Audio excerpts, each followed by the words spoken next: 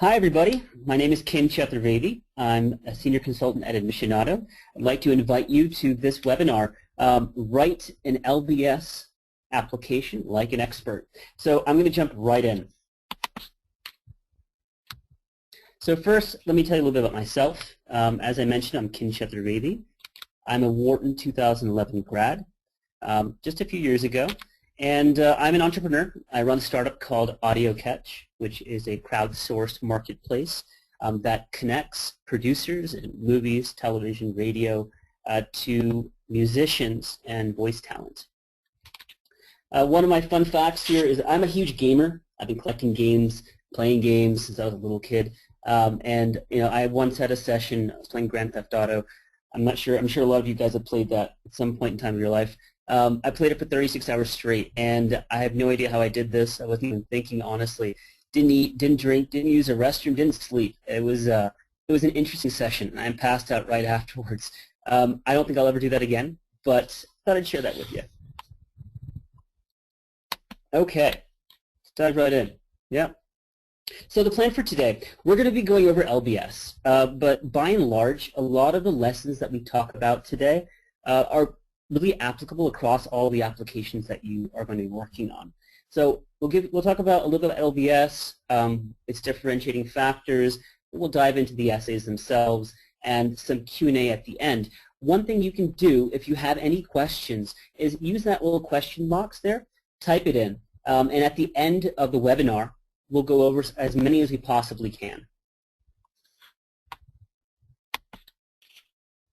Okay, so let's talk about the essence of a B-School application. With any of the applications that you work on, including LBS, one of the key things you have to do, all right, bullet point number 1 on your screen, you have to think about how to connect your past experiences to your future goals. This is what we call the career arc. Now, the idea is think about your entire career from the time that you were in college up until now, through the MBA experience and into your short and long-term goals. Map that entire thing out.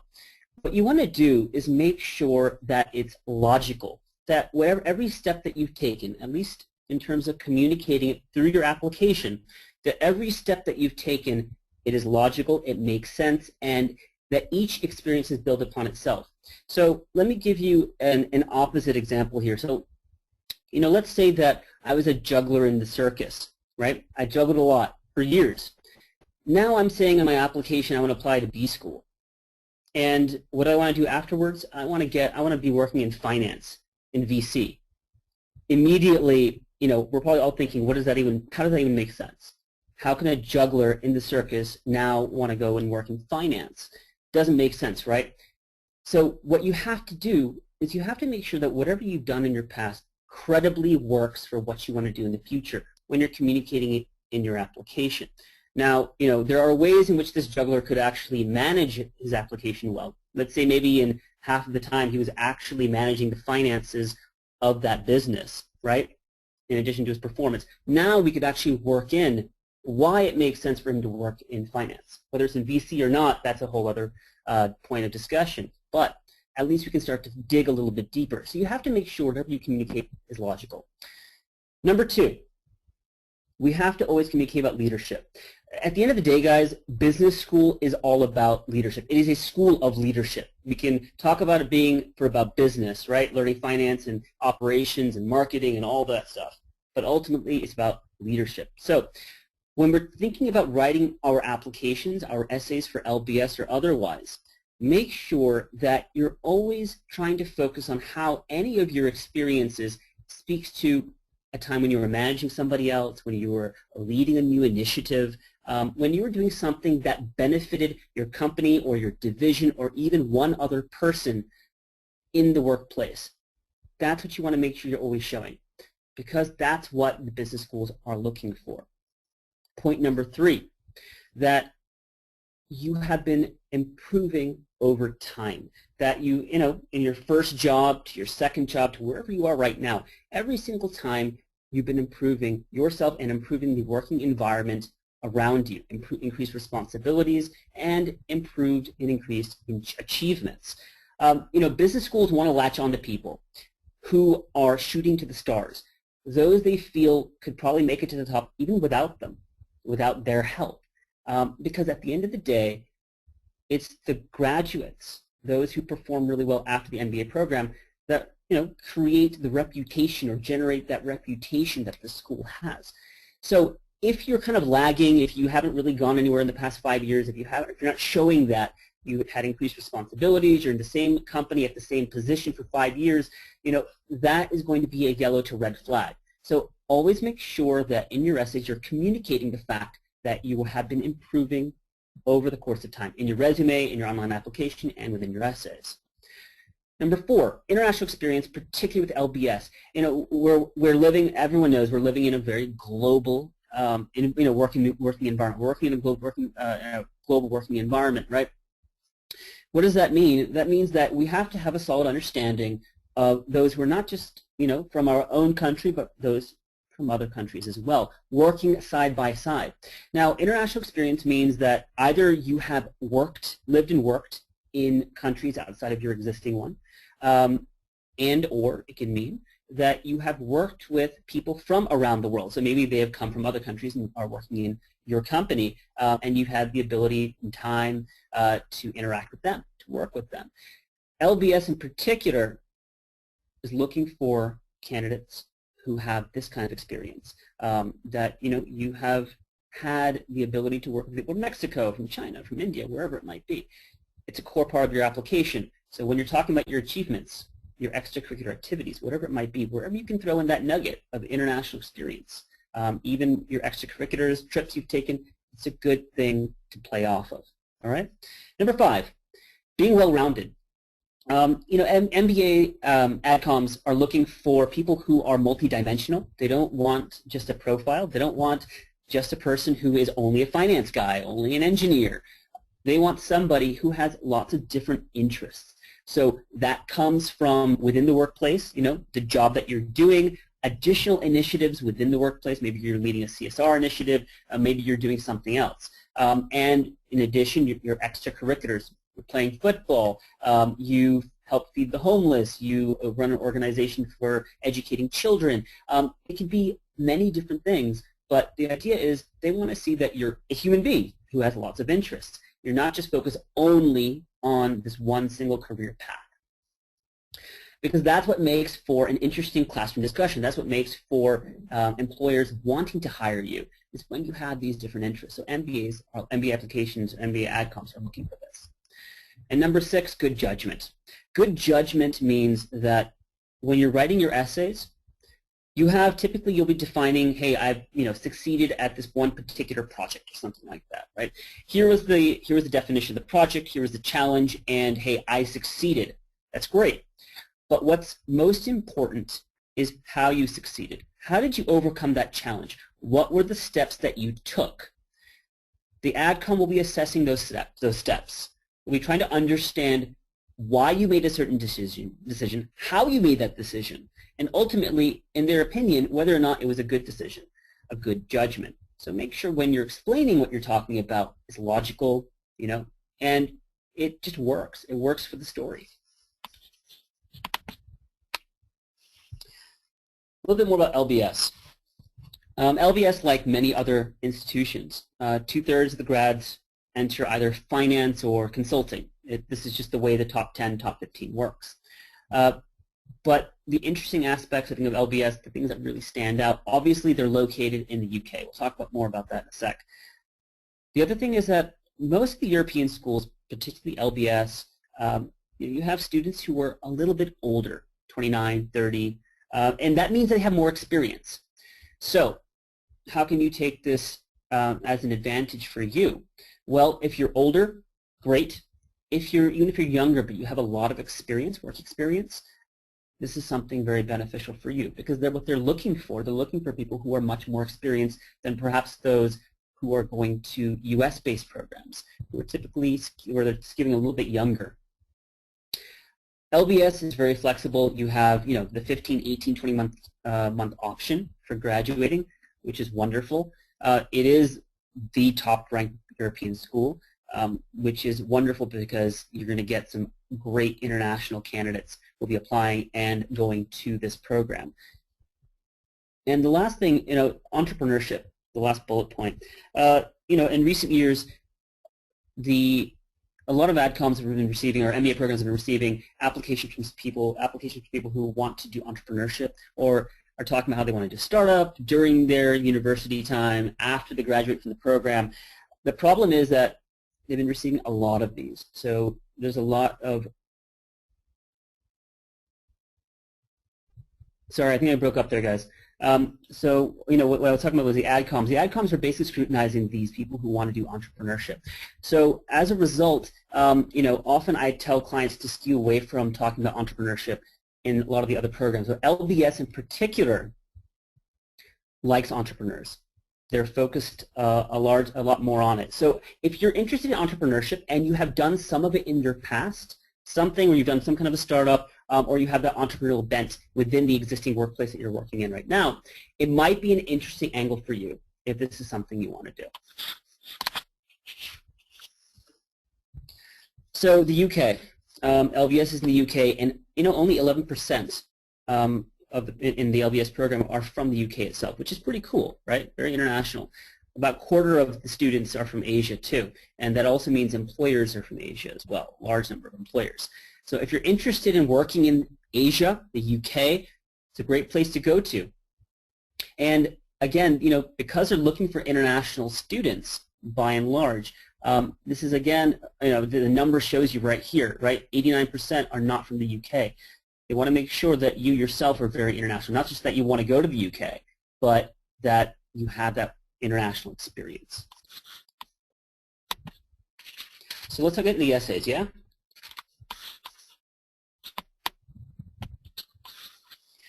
This year, the essays have changed a bit, but not to a great extent.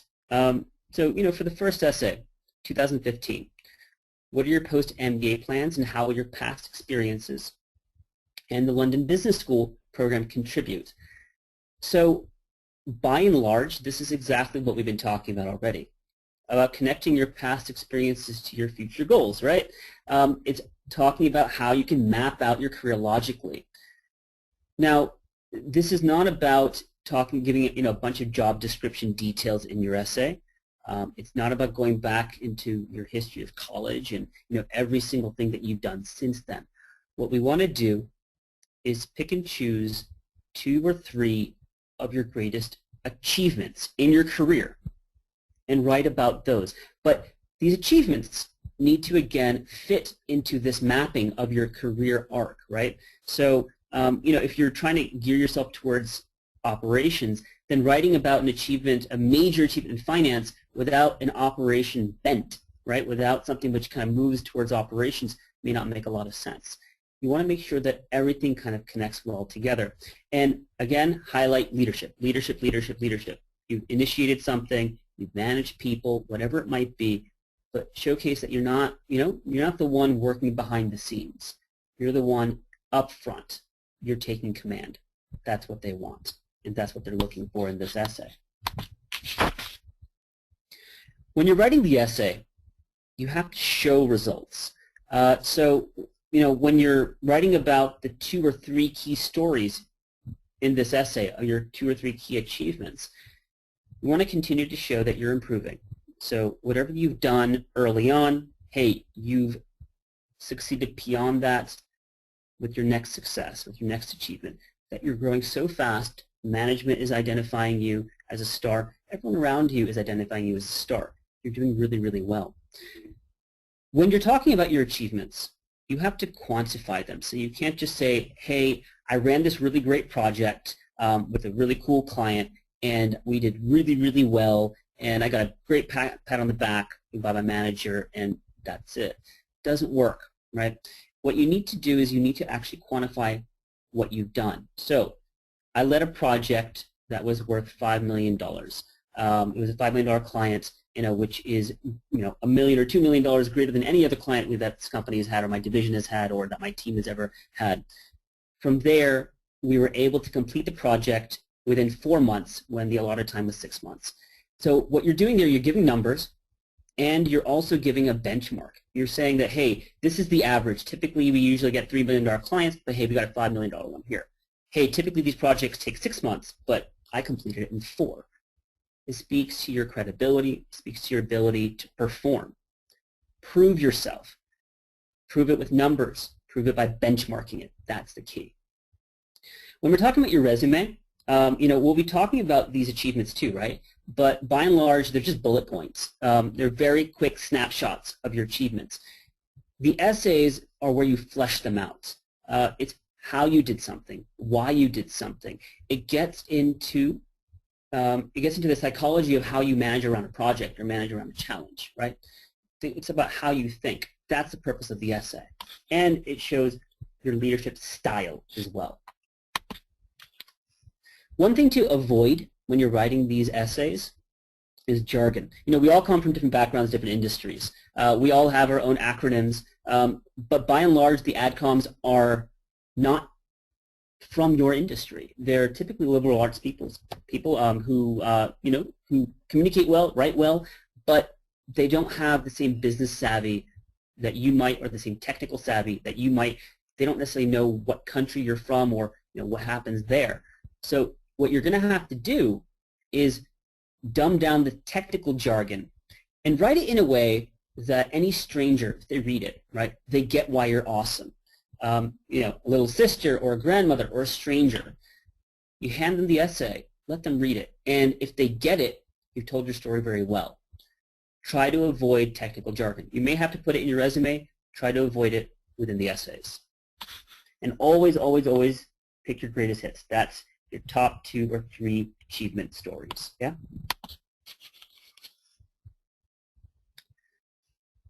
So again, with essay 1, remember we're talking about connecting your past experiences to your future goals. Don't forget that. Be very specific when you're writing these things. So aside from just the numbers that we were talking about earlier, if you're referencing a job title, you're referencing companies that you've worked with, right, clients or of some sort, it's a good thing. Name dropping can be good. Don't overdo it. But if they're key execs that you've worked with that would be easily identifiable, you can mention them as well. Be specific. Yeah. The other thing you have to do with this essay is, it's asking you about what is it you've done in your past and what will you do at LBS that will make you successful in the future. So when you're doing this, what you need to do is identify the skills that you have built up until now. Remember, we're mapping your career arc, right? So in every step, you have built a certain set of skills. And now you're at a juncture where you're saying, you know what, I want my MBA. My question as the AdCom would be, well, you know what, you have this short-term goal. After your MBA, after you graduate, you're targeting a particular job.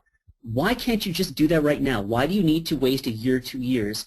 When I say waste, I don't really mean that, but why do you want to spend a year or 2 educating yourself to get this job? Why don't you just get it now? This is where you have to be very clear about why you need an MBA. You have to identify what we call the skills gap. What skill do you not have right now that you need to build out, flesh out? It could be a new skill, could be an existing skill that you need to improve upon, whatever it is. What's that skill you got to build? Where it's only the MBA program that will really get you there quickly. Sure, you could probably get that job in 5, 6, 7, 8 years from now, but you want to get it now. You want to get it soon, right? The MBA program is going to help you.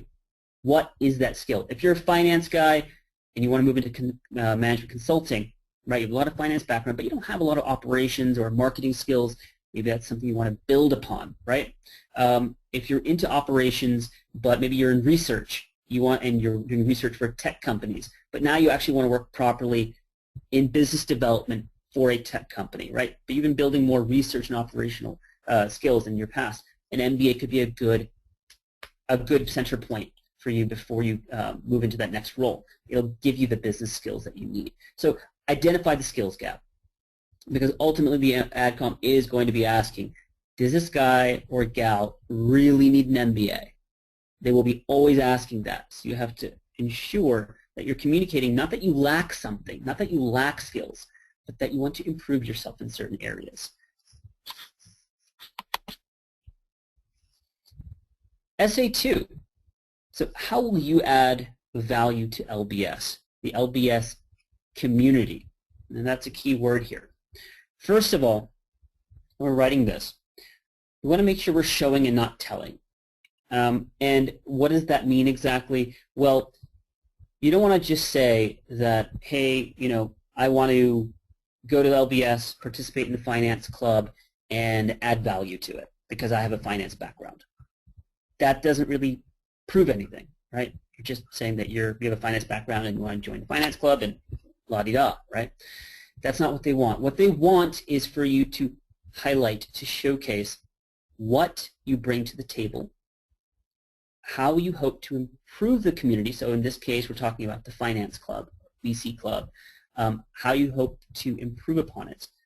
What's the legacy you want to leave behind? What are the things that you bring to the table? So I'll get into this a little bit more in detail in just a second. So when you're writing this, one thing you don't want to do is give a laundry list. Hey, I bring skill X, Y, Z, A, B, C, D, E, F, G. We don't want laundry lists.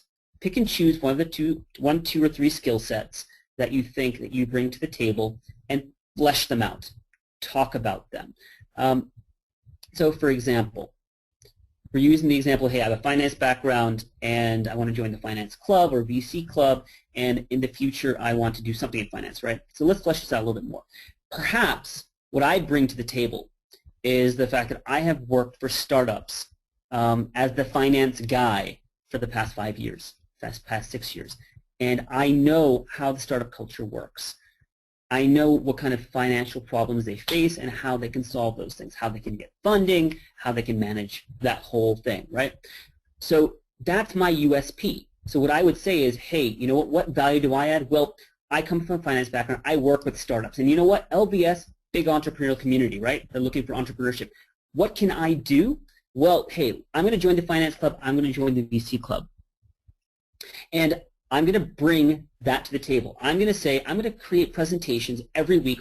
I'll hold presentations with startups about financing their startup or understanding internal finances of startups, and we'll have people come, listen to the presentation. We'll have a group chat afterwards every week. That's the value I'm going to bring to the finance or VC club at LBS. These are the skills I bring to the table. But in addition to that, you have to showcase that you've already done something cool, right? You can't just say, I bring this to the table. So what you do is you also have to be very credible. You have to say, all right, well, this is what I've done in the past. I used to work for startup, ABC, and they were facing these specific problems. I came in within 3 months. I was able to solve them, and we went for a Series A. And now they're wherever they are right now, right? Multi-$100-million investment, into their company or whatever the heck it is. Doesn't have to be that great, but the idea is that you're giving a story, you're showcasing what you bring to the table, you're talking about what you're going to do for the community, right? The last piece of this is understanding what it is that this part of the community actually does, what their needs are. So if you're going to focus on the finance community in LBS or the VC community in LBS, you need to understand what they already do, right? What kinds of presentations they typically hold, how do they typically function, who do they usually connect with, what companies do they typically connect with, how powerful are they within the community of LBS. You need to understand the research them more. So what does that mean? You have to go to the website. You need to also, sorry guys, I think you lost me. Hopefully you can hear me again. So what you need to do is you need to research whatever areas of LBS that you're interested in, finance or VC or something else. Website, you can also contact the school itself. Try to talk to existing students, talk with people who are part of these clubs, find out how they operate. From there, you'll have a little more material to write. And you can also name drop again. So you can say, hey, I talked to, first year John Bob, who is leading the finance club, and he was telling me about this stuff. These are the areas that that need to be improved upon. And you know what? It fits perfectly with what I bring to the table. That is the complete package for SA2. Bring what you come with something that's unique. Show how you can apply it to the existing community where there is a need. And you basically have it right there in 300 words, which is, I think, what the extent of this essay is. Essay 3. Okay, so Essay 3 is traditionally what we used to call the optional essay. Now, what this is asking for is, is there any other information that you believe the admissions committee should know about you and your application to LBS? Often what we've done is we've used this essay we've used this essay as a way to explain away possible yellow or red flags. Things that can come up in your application that may make an AdCom question whether or not you should be part of the program. That includes things like a low GPA, low GMAT score, a huge working gap between two jobs, whatever it might be. It's a place for you to explain away these things. But one thing is, if you don't have anything to explain away, then you can just write a badass story. And we'll get to the badass story in just a second. But first, let me explain some of these areas where you want to talk, what you want to talk about, what you want to address. So if you're talking about low GPA, right, just as an example, and this can work for any of these, let's pick low GPA. If you have low GPA during undergrad, you likely would want to address it. What is a low GPA? It typically is one which is significantly lower than the average GPA for that particular for that school. So within LBS, 3.5, 3.4, 3.3. If you're really much lower, like in the 2 range, right, 2.5, 2.6, 2.7, then it's time to kind of explain why that happened. How do we do this? Well, first of all, when we're trying to address a problem, we own up to it. Before we get to this, let me first talk a little bit about things not worth mentioning, and then we'll get to exactly how to address a low GPA, for example, or anything else. Things you don't want to address, things like if you got 1 low grade, if you have like a 1-month working gap or something like that, if you're a little older than the rest. These are kinds of things that you don't really need to address. Also, if you just wanted to, include some funky essay that you had in a different, for a different school application, this is not the place to put it here. Okay, so small things, don't bother with it. Or in random essays, don't put them there. I'll talk about the badass essay in a second. Now let's get to actually talking about how we address the weaknesses like the low GPA. Talk about what happened. So let's say, you were a working kid, right? You had to work yourself through school. So as a result, some of your grades suffered. That's okay. You can talk about that. That's a good thing to talk about. You can say, I worked, 10, 15 hours a week, part-time job, and, it got in the way of my studies. I tried my best, but, it did harm my studies, especially in my earlier years. Perfectly acceptable. We're all people, right? We're not perfect, and nor should we position ourselves as being absolutely perfect. The AdCom will smell something's off there, right, if you do that. Be a person. So admit the problem, mistake, whatever it might be. Hey, I got a low GPA. Then address it. Why did you get the low GPA? So here's some strategy for you. So you can say, you know what, I got a low GPA. Yeah, it didn't go so well, but, so we first talked about the problem, then we talked about why it happened. Now let's address it in a way that turns it back into a positive, all right? How do we do that? So we can say, look, I got a low GPA, I know that, but look at my killer GMAT score. That's a way to address it, to say, you know what, I may not have done really well on my GPA, but my GMAT score was killer. So it shows that I can handle the academic rigor of the program. In other cases, let's say that you're not able to explain away from the perspective of GMAT.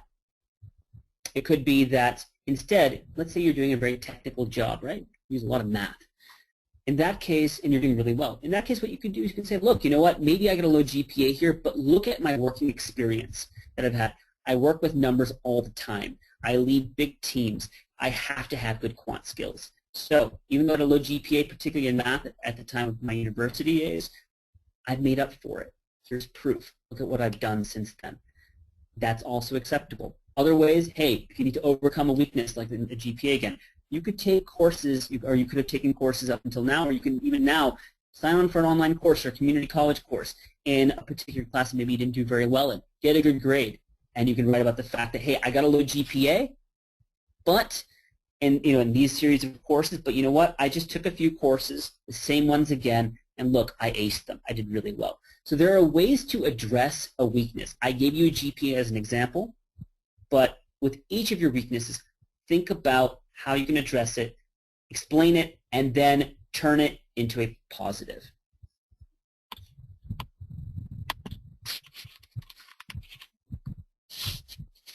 Okay, so next thing, let's talk about how to write an amazing essay about yourself. So let's say you don't have to address anything. You know, everything looks pretty good. How do you write that amazing essay? So think about your essays, right? Don't think of them as individual components. Think of them as, think of your entire application as an overall picture of who you are. The essays are one part of that package, right? And the essays also do provide a significant amount of information about who you are, about how you operate, about what your interests are. So for the purposes of LBS, the third essay could be a good one for you to talk about something which is perhaps more personal, something which is unique from what you've already written in the first two essays. The second essay was about community. First essay was largely about career, right? Your one or two top achievements. The third essay could be something very personal, something that you've done. You know, if you're working with the homeless, or if you've helped somebody get out of a very difficult situation. It could be a number of different things, or it could also be another major professional achievement. But the idea is, when we're talking about show that you're more than one dimension, right? Single dimensional, that you're multidimensional, that you have more things that make you more well-rounded, this is a good place for you to write about that. Give the AdCom some insight into who you are. But ultimately the theme will always have to be leadership, right? Where again you've taken on something and you have some really good achievements to speak for. Well, again, it can be personal, but you still have to show how you're at the forefront trying to make a difference, whether it's for business or otherwise. So think about your overall application. Think about what might be missing without this essay. Forget this essay. What aspect are you trying to put forward that has not been addressed yet? Use that for this essay. And it can also be something like if you're heavily into finance, you're heavily into IT, but you know what? You also run a side business, or you do you're a coach for a little league team, and this is something that has been really good for you and good for the community around you. Use it. Write it. All right. So LBS also has this 5-minute presentation, right? One thing you shouldn't do is worry so much about the actual content of your argument. By and large, when you're going to business school, you're going to be doing a lot of presentations. Often what you'll realize is that, yes, content does matter, naturally, but how you present it often matters more. You're a salesman at the end of the day. So don't get so worked up if perhaps the content of your argument during this presentation isn't the best. What you need to do, really, is focus on your communication skills. How do you present your idea? How do you structure that argument? And is it entirely logical? Think about your body language too. Do you want to avoid nervous gestures? You want to prevent yourself from saying too many ums, and you want to make sure that everything flows pretty well. You have 5 minutes to do it. Yes, you'll be nervous. That's okay. We all are, right? But fake it till you make it. That really is kind of the way to do this. And don't worry about if you made a mistake during your argument. Just go with the flow. And be confident. Just showcase that confidence. That's really what they're looking for. Because we're all going to be facing, and we probably all have faced, those situations in our career and our personal lives where it was less than ideal, yet we still had to do something, right? We still had to perform. We still had to get through it. We had to wing it. That's really what this is about. How do you wing a situation?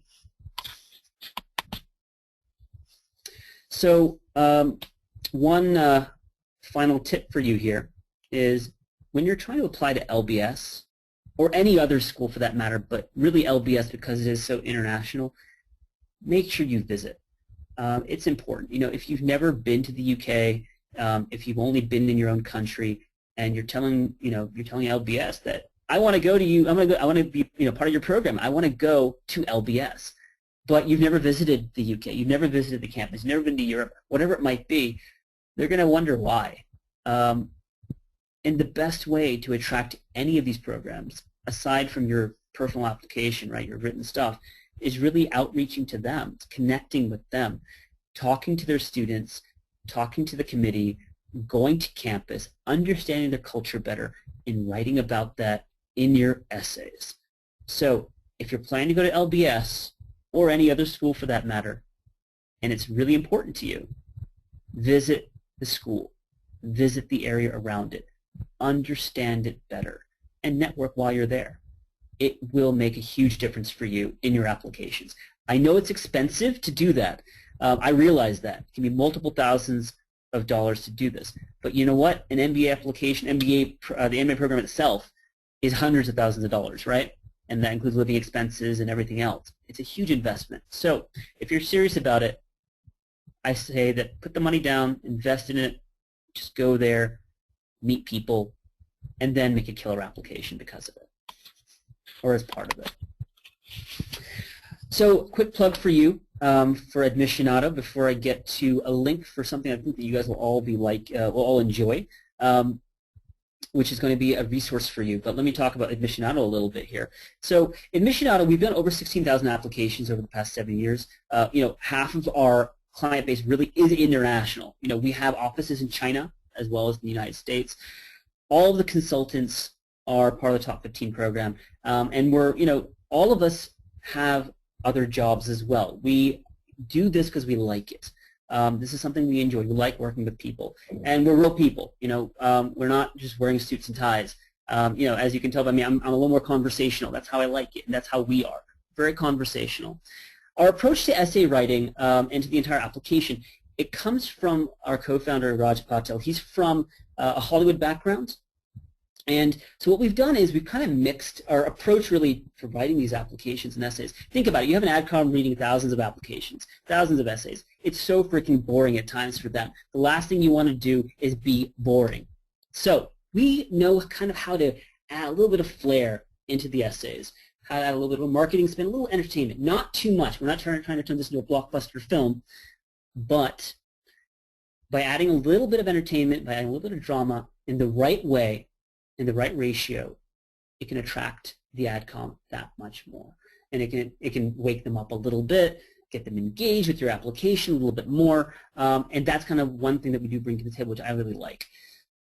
We have a lot of experts who've done LBS apps, including myself, for a number of schools as well, in addition to LBS.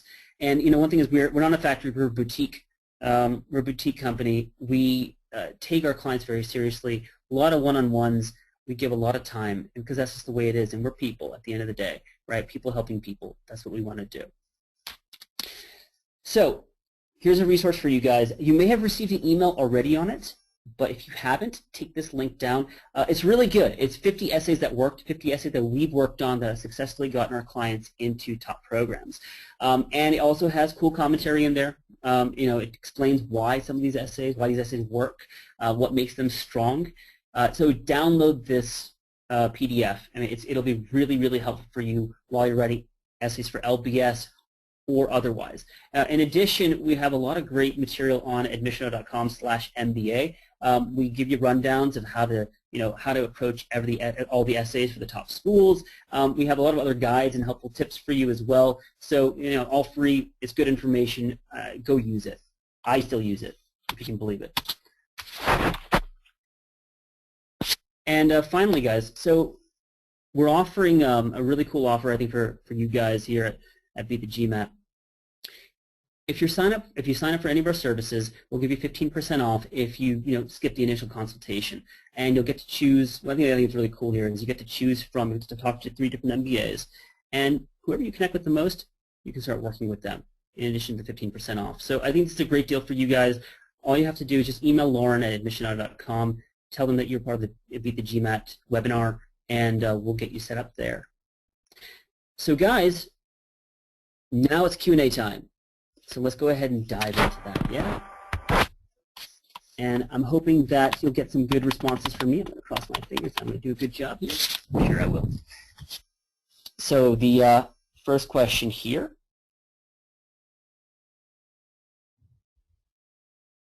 Okay, this is a good question. So the question is, when quantifying success, how do you give numbers if you're in a non-traditional track that doesn't have anything to do with numbers? Okay, so it's a good question. Now, you're right. We don't always have a way of giving an actual number, right? But there are other ways, I think, in which you can approach. So let's see if we can come up with an example here. So if you're from a non-traditional background, so you're not finance, you're not computer science, or let's say you're an engineer, right? You've worked with people, you work with others around you on projects, and let's say that in this case you have one or two people who haven't really been performing very well, right? Just something about it that they're just not getting their job done, wherever it might be, and you've been able to put in place something, which maybe it's through coaching or maybe it's through presentations, wherever it might be, where the team members around you, those people in your organization around you, the division around you, somehow they're getting more motivated, they're working harder, they're doing better. You can't always quantify that with a number, right? You can't say, hey, he's 50% more productive.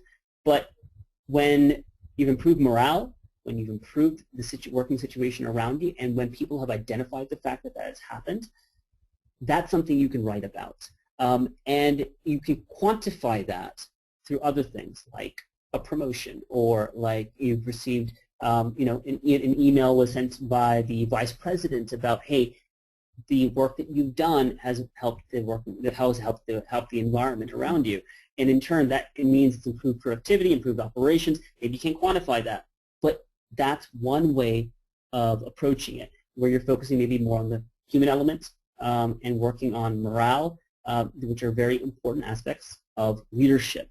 So that's one thing you can do. There are other ways. If you have a specific question like in mind with your background, you can email Lauren at Admissionado, forward it to me, and I'll be happy to answer it. So that way at least I'll understand the context of the question better. Number two.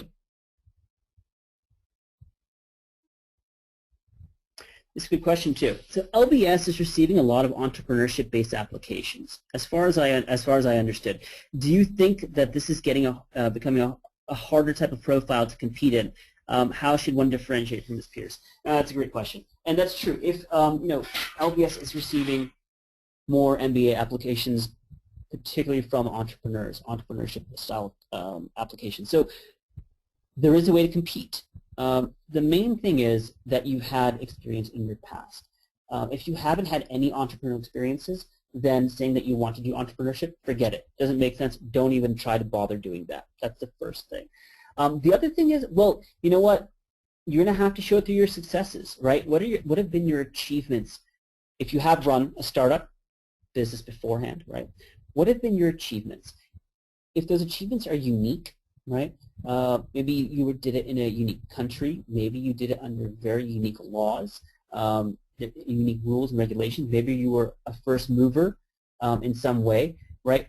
Think about what made your startup very unique from everything else that you're reading out there. Think of an angle that you can take. That's really what you're going to have to do. Make sure, first of all, you have had major success with your startup in some way. Even if it failed, that's okay. But there's something really cool to talk about with it, and that there's a unique angle that would be interesting to an international group of students, because ultimately they're going to learn from you, right? So if it's just another copycat Joe Schmo shoe shop that is not really different than any other shoe shop, okay, maybe that's not the best way of doing it. But if it's an e-commerce shoe shop in a country that has really not developed e-commerce to a degree that's really viable, yet you manage to succeed, throughout whatever all the hassles you faced, then that could be an interesting story, because the focus then is not about necessarily just the startup, but the challenge that you face trying to do a copycat startup of sorts, but in a completely different way, because you have a different or a harsher environment around you for startups or e-commerce startups. That was a situation here in India where I'm living, has been for a number of years, where things aren't as smooth when it comes to startups here as they are in the United States. Everything from the U.S. Postal Service, or the local postal service, I should say, not being the most reliable thing, all the way to how do you actually get paid? Credit cards versus cash. All these things are all difficult things to manage, and that would be an interesting angle if you're doing a startup in, say, India. even if it's, again, a copycat business. Okay, so that's question number 2. Question number 3. Is there any alternative for international experience, since LBS considers it to be very important? So alternative, I'm not quite sure exactly what that means, but really, I guess the 2 examples I tried to give you were, if you haven't lived in a different country, that's okay. The main thing is you had some kind of interaction, teammate, someone above you, a client, trips that you've taken abroad, something like that. That's really important. Or the other thing is, if you're from a country or a location, basically, again, which has a unique perspective on things. So, things just run differently, very differently than in the smooth, Western worlds, right? In the United States or in the UK, where everything's a little more polished and smooth, and things are more transparent in the way in which you do business.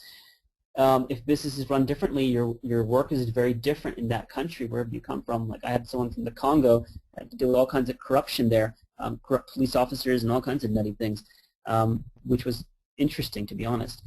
That got them through because that was just a unique perspective. That was something that most of the MBA students would not have even faced ever. And that person honestly had, this MBA applicant, had only lived in that country. But it was so unique, it was so cool, so different, so dangerous, that when they wrote that story, it was enough for them to get into an international program.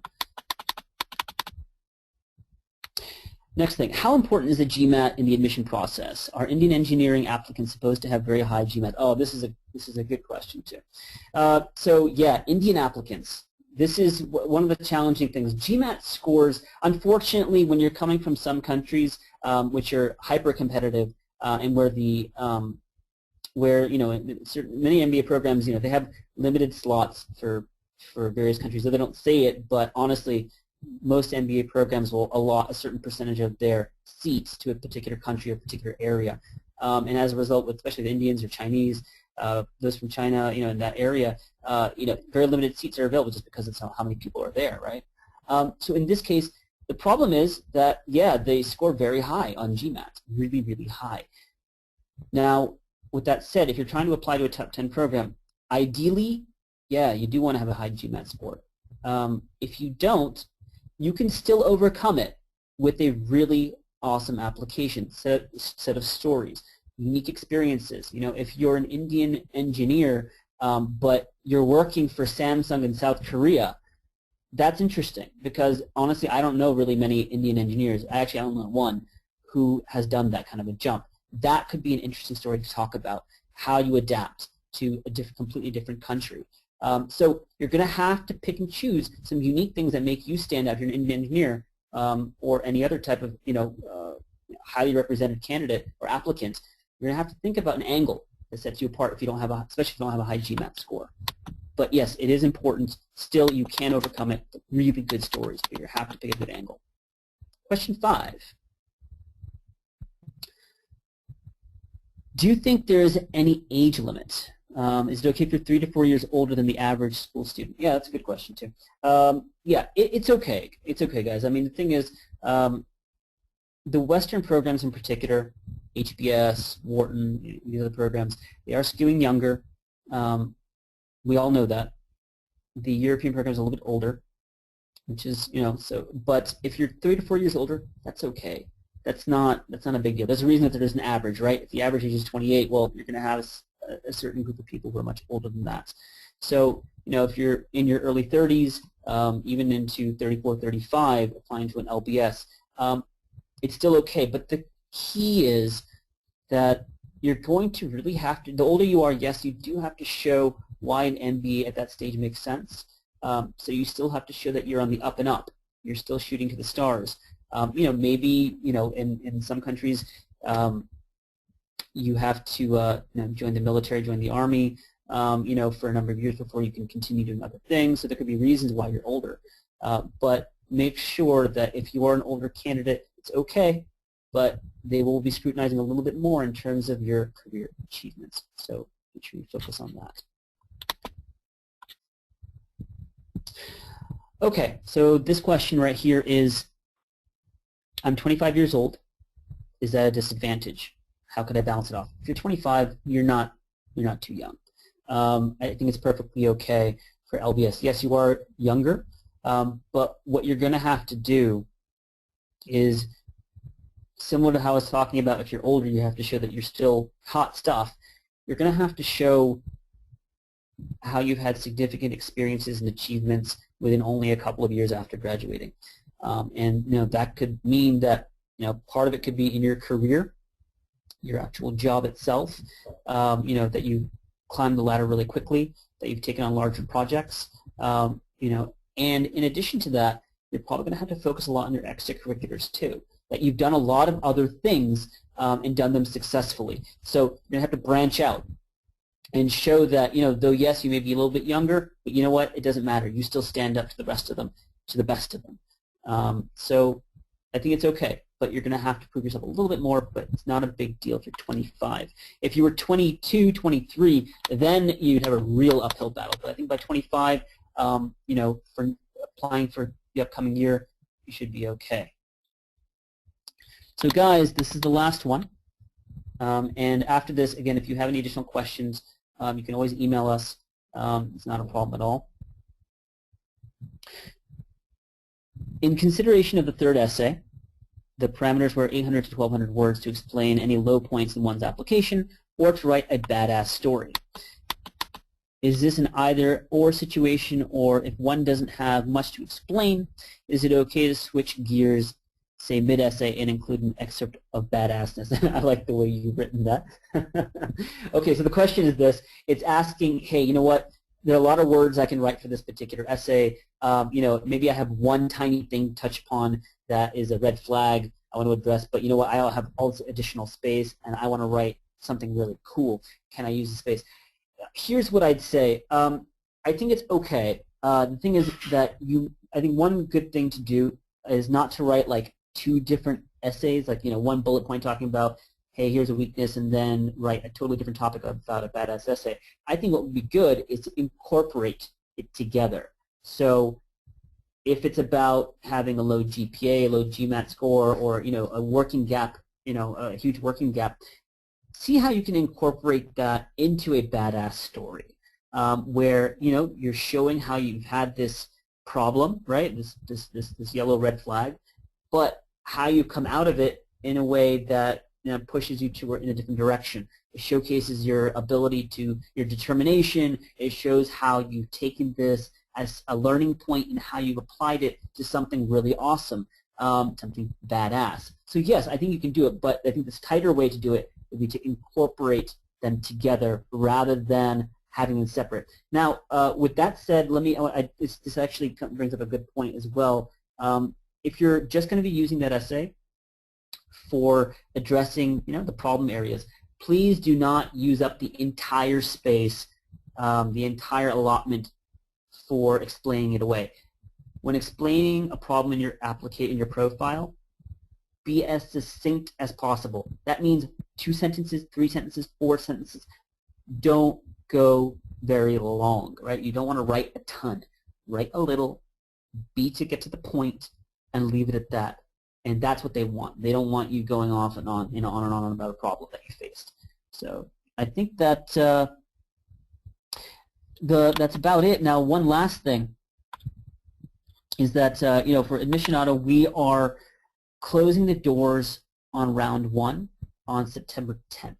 So what that means is for our deluxe package. So what that means is make sure that when you're signing up, please do it before September 10th if you want to apply for round 1. After that, we're going to have to push it to round 2 because we want to make sure that your consultants have enough time to work with you. If they don't, we can't do a great job, and that's not what we're about. Yeah? And finally, again, if you need some help, please hit us up. You can contact us at lauren@admissionado.com. And I'll put that up right up here so you can see it. And Lauren will help take care of you. And thank you very much. And if you have anything else, contact us. Otherwise, thank you for joining. Appreciate it.